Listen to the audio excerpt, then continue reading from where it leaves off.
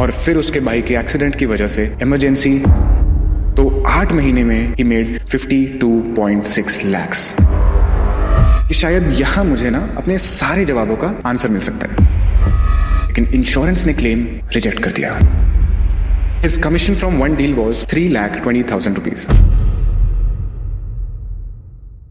5 महीने शशांक ने वेस्ट किए सिर्फ सोचने में, सिर्फ डाउट्स में। प्रॉपर्टी पोर्टल का पैकेज ले लूं या नहीं लूं, कौन सी एजेंसी सही रहेगी अगर मुझे एड चलाना है तो, ROI कितना होना चाहिए, कौन से मार्केट में काम करूं। और फिर उसके भाई के एक्सीडेंट की वजह से इमरजेंसी नी सर्जरी हुई। 2,80,000 रुपए का बिल आया, लेकिन इंश्योरेंस ने क्लेम रिजेक्ट कर दिया। लेकिन वो वहां पे रुका नहीं, उसने बहुत हाथ पैर मारे, दोस्तों से पैसे मांगे, लेकिन उस रात उसके अंदर कुछ जैसे रुक गया, कुछ टूट गया। और 3 महीने बाद जब उसने फाइनली एक्शन लिया तो 8 महीने में ही मेड 52.6 lakhs। लेकिन ये कोई सक्सेस स्टोरी नहीं है, ये एक रिग्रेट की कहानी है, क्योंकि वो 5 महीने वो कभी वापस नहीं आए। क्योंकि शशांक ना एक ऐसा इंसान था जो ऑर्डिनरी लाइफ जीना ही नहीं चाहता था। ही वॉज क्यूरियस, पैशनेट, उसके अंदर वो एनर्जी भी थी, लेकिन उसके साथ भी वो एक प्रॉब्लम थी जो कि बहुत लोगों के साथ होती है, ओवर थिंकिंग। शशांक भी एक्सप्लोर कर रहा था, उसको काफी चीजें देखी, उसने काफी इंडस्ट्रीज देखी, एंड इवेंचुअली जब उसने देखा कि रियल एस्टेट में काफी लोग काफी अच्छा कर रहे हैं, इंडस्ट्री काफी ग्रो कर रही है, तो उसने सोचा कि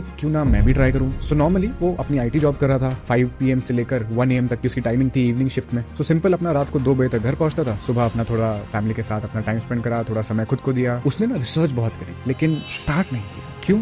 क्योंकि हर बार कुछ ना कुछ डाउट आ जाता था कि प्रॉपर्टी पोर्टल पे पैकेज लूं तो लीड्स अच्छी आएंगी, नहीं आएंगी, एड्स चलाऊं तो कौन सी एजेंसी के साथ टाइप करना चाहिए, क्योंकि पता कैसे चलेगा ये एजेंसी अच्छी, वो एजेंसी अच्छी है। इनफैक्ट अगर कर भी लिया तो क्या भरोसा है कि मुझे पहली एजेंसी के साथ रिजल्ट आ जाएगा, क्या पता पहली में नहीं आया, मेरा पैसा भी खराब हो गया। तो ये मैं जज कैसे करूँ कि कौन से प्रोजेक्ट में कौन सा मुझे जाना चाहिए, किस बजट के हिसाब से, मतलब जजमेंट का क्राइटेरिया क्या होता है। एंड साइट विजिट के बाद मैं फॉलो अप कैसे करूंगा, मैं अनोइंग तो साउंड नहीं करूंगा करते हुए। हर सवाल के पीछे एक सवाल के पीछे एक सवाल, एंड हर डाउट के पीछे एक और डाउट। और ऐसे 2 महीने निकल गए सिर्फ रिसर्च में, सिर्फ सोचने में, जीरो एक्शन। क्योंकि सोचे तो लग रहा है अरे हाँ हमने 2 महीने क्या कर लिया है, कितना मेहनत करी, कितना देखा, लेकिन अगर हम एक्चुअल देखें तो प्रोग्रेस जीरो, बिकॉज कोई एक्चुअल एक्शन अभी तक नहीं लिया। फिर एक दिन इंस्टाग्राम को स्क्रॉल करते करते शशांक को 1% रियल्टर्स क्लब के बारे में एक वीडियो दिखी। वहां से उसने थोड़ा सा कंटेंट देखा, थोड़ी यूट्यूब पे आके फिर और वीडियोस देखी, थोड़ी केस स्टडीज को स्टडी किया, एंड उसे पहली बार लगा कि शायद यहाँ मुझे ना अपने सारे जवाबों का आंसर मिल सकता है। उसने अपनी एप्लीकेशन स्टार्ट करी, टीम के साथ उसकी बात हुई, एंड सब क्लियर था। ही सेड मुझे 100% कन्विक्शन है कि this exact road map is something जो मुझे चाहिए थी इस समय पे, मुझे यही चाहिए था, एंड मुझे वही चीज मिल गई। I got complete clarity, and यही चीज मुझे मेरे गोल तक लेके जा सकती है। लेकिन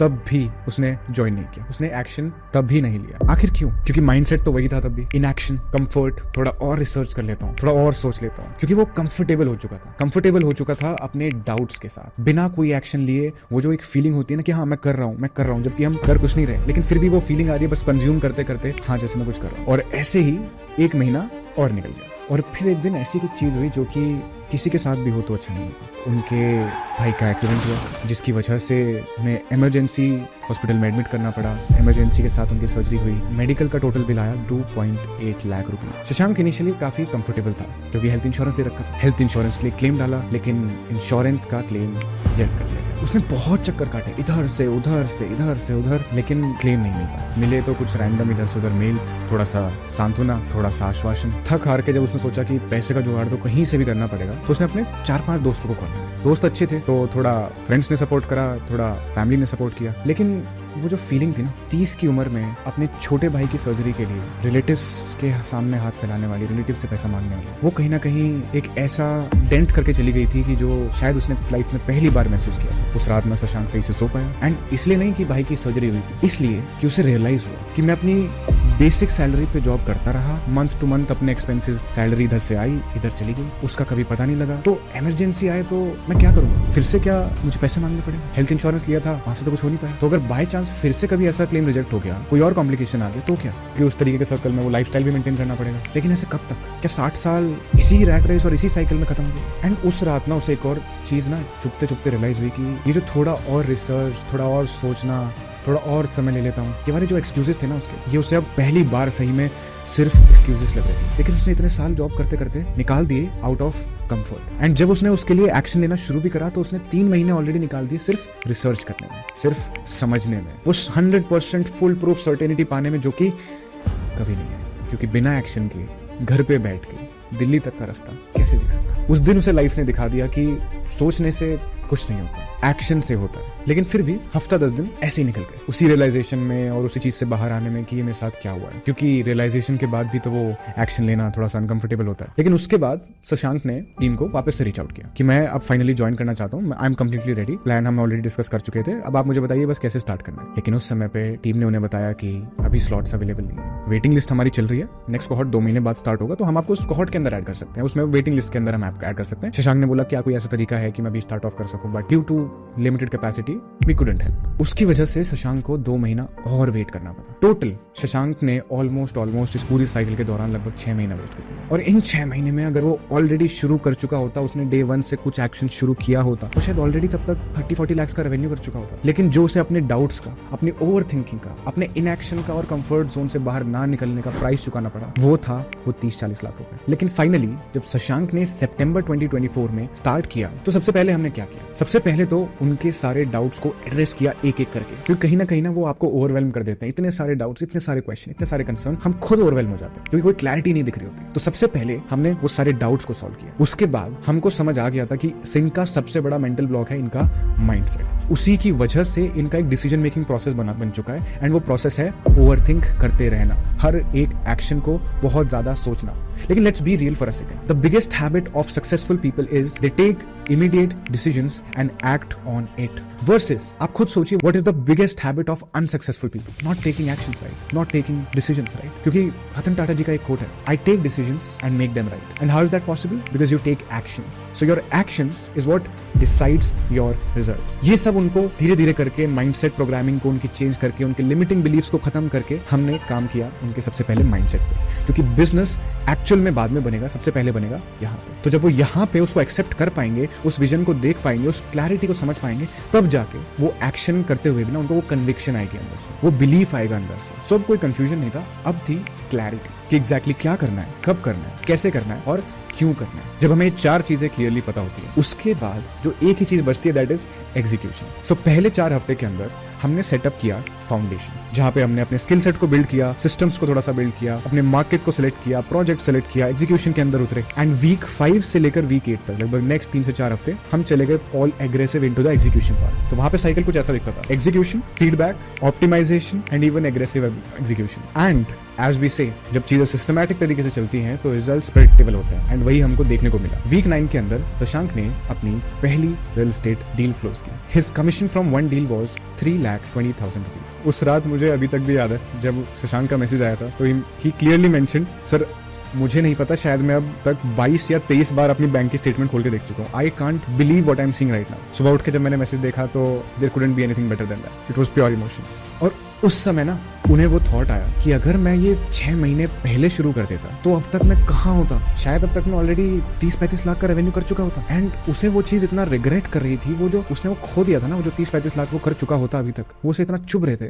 कि वो जितनी खुशी हो रही थी ना, वो कुछ देर के लिए वापस से ऐसे मायूसी में बदल गई कि यार I could have done a lot better. सिर्फ मेरे ही पैटर्न्स की वजह से, मेरे ही खराब डिसीजन मेकिंग प्रोसेस की वजह से, मेरी ही कंफर्ट को चूज करने वाली आदत की वजह से मैंने एक्शन नहीं लिया। एंड अब जब मैंने फाइनली सिस्टमैटिक तरीके से चीजों को फॉलो किया तो मुझे रिजल्ट आ गया। काश ही मैंने पहले किया। फिर हमने थोड़ा सा उनका माइंडसेट को अलाइन किया कि वो जा चुका है वो जा चुका है, but still let's build it up from here. अब समय ये सोच के नहीं खराब करते कि अब हमने क्या खो दिया, अब इसको यहाँ से, इस मोमेंट से बिल्ड करते हैं। So we kept executing, we kept improvising, लगातार सिस्टम्स को बेटर करते करते, ऑप्टिमाइज करते करते, in the week 13 he closed his second deal and made 5,20,000 with that deal. So almost पहले 14 हफ्ते के अंदर, लगभग 3-3.5 महीने में, he made almost 8,40,000 rupees. I know 8,40,000 सुन के लग रहा होगा कि छोटा अमाउंट है, कोई ऐसा बड़ा अमाउंट नहीं, बट शशांक के लिए उस समय ये अमाउंट उसे बहुत बड़ा लगा। आज आई एम श्योर कि उसको ये अमाउंट कुछ भी नहीं लगता होगा, क्योंकि शायद ये चीजें वो एक मिड टिकट साइज डील के साथ कर रहा है। लेकिन जब आप अपनी पहली डील क्लोज करते हो ना, और आपको वो पहली दूसरी डील करके वो जो फीलिंग आ रही होती है कि ये सब रियलिटी है, लोग कर पा रहे हैं और अब फाइनली मैं भी कर पा रहा हूँ, तो अब हमने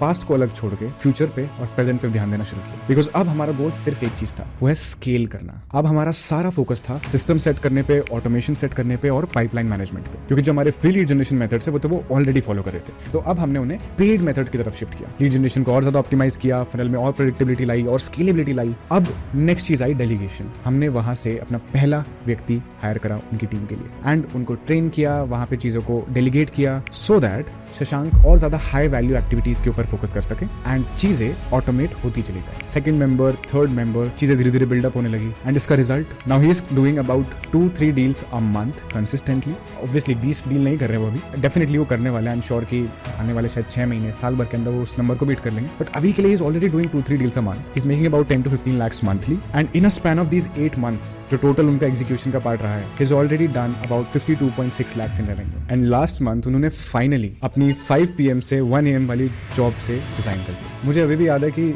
शशांक से जब हमने पूछा था कि क्या डिफरेंस फील हो रहा है आपको पहले के माइंडसेट में और अभी के माइंडसेट में, like before 1% realtors club and after 1% realtors club, तो उन्होंने बोला कि मैंने अपनी वाइल्डेस्ट ड्रीम्स के अंदर नहीं सोचा था कि मैं अपना एनुअल पैकेज एक कंप्लीटली न्यू इंडस्ट्री के अंदर 4 महीने में बना सकता हूँ। एंड उसके बाद जो मैंने अगले 4 महीने में किया वो तो मेरी इमेजिनेशन में भी नहीं था। उन्होंने बोला मेरा पहले साल का गोल था कि साल में 10-15 लाख हो जाएगा तो I will be much happy, क्योंकि मेरी सैलरी तो ऑलरेडी बीट हो चुकी है। And in a span of 9 months almost 52.6 lakh करना फेल्ट लाइक कि मुझे जैसे भगवान ने मेरी एक्सपेक्टेशन से ज्यादा दे दिया। And his exact words were 1% realtors club ने मुझे वो स्ट्रक्चर दिया जो एग्जैक्टली इस बिजनेस को बिल्ड करने के लिए चाहिए था। चाहे वो डन फॉर यू टेम्पलेट्स हो, चाहे वो राइट ट्रेनिंग्स हो, चाहे वो सेल्स फ्लो से लेकर लीड जनरेशन हो, मार्केटिंग हो, एवरीथिंग। उन्होंने ऐसा भी बोला था एक बार मुझे जब हम ग्रुप कॉल के ऊपर बैठे हुए थे कि ये मेरे लिए ऐसा हुआ है जैसे किसी ने छोटे बच्चे को हाथ पकड़ के ऐसे चलना सिखा दिया कि एक नई इंडस्ट्री के अंदर आप कदम रख रहे हो तो पहला कदम ऐसे रखो, दूसरा कदम ऐसे रखो, तीसरा कदम ऐसे रखो। सुन के बड़ा अच्छा लगता है। लेकिन अब मैं आपसे ना एक बड़ी अनकंफर्टेबल बात करना चाहता हूँ। शशांक की सबसे बड़ी जो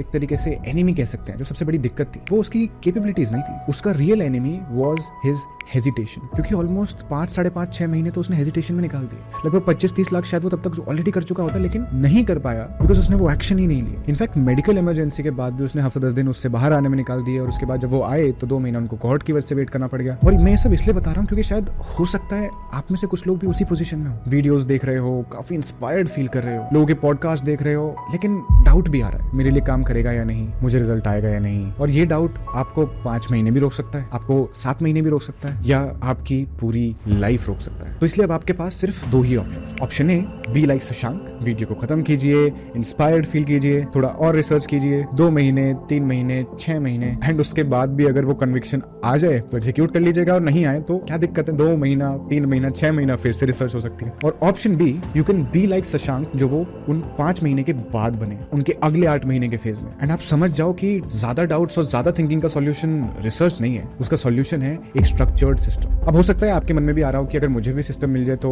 मैं भी कर सकता हूँ। So let me help you with that. एक रियल एस्टेट बिजनेस को 0 से स्टार्ट करके आप कैसे स्केल कर सकते हो वो मैंने एक वीडियो ट्रेनिंग के अंदर बताया। एंड बिकॉज आपने ये वीडियो एंड तक देखा है, एंड आई एम श्योर कि बहुत लोग तो यहाँ से ऑलरेडी जा चुके हो, एंड आई थिंक जो 5 या 10% लोग होते हैं वही शायद एंड तक वीडियोस देखते हैं, क्योंकि अटेंशन स्पैन इतना कम हो चुका है। तो आई बिलीव कॉम्पिटिशन इतना कम है मार्केट में, 90% लोग तो ऑलरेडी बाहर हो चुके हैं। सो आपके पास वो अपॉर्चुनिटी है। डिस्क्रिप्शन में सबसे ऊपर एक लिंक है, आप उस पर क्लिक कीजिए and for free you can go and watch this video training and understand how this system really works. So training देखो, डाउट्स क्लियर करो, एक्शन लो, या फिर 5-6 महीने बाद फिर से आके कोई ऐसी वीडियो वापस देख सकते हो। अब चॉइस आपकी है।